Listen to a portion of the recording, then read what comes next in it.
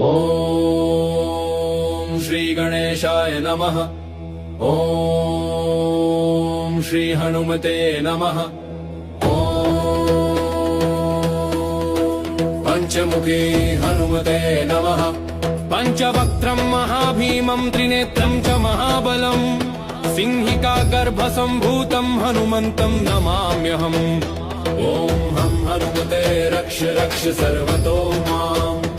ॐ हं हनुमते रक्ष रक्ष सर्वतो माम्। ॐ पूर्वे हनुमान् कपिमुखधारी रक्षतु माम्।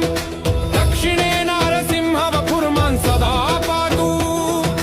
पश्चिमे गरुडरूपवान् रक्षतु। उत्तरदिशि वराहरूप सदा रक्षतु माम्। पूर्वे हयग्रीव विग्रह पातु मे शिरः।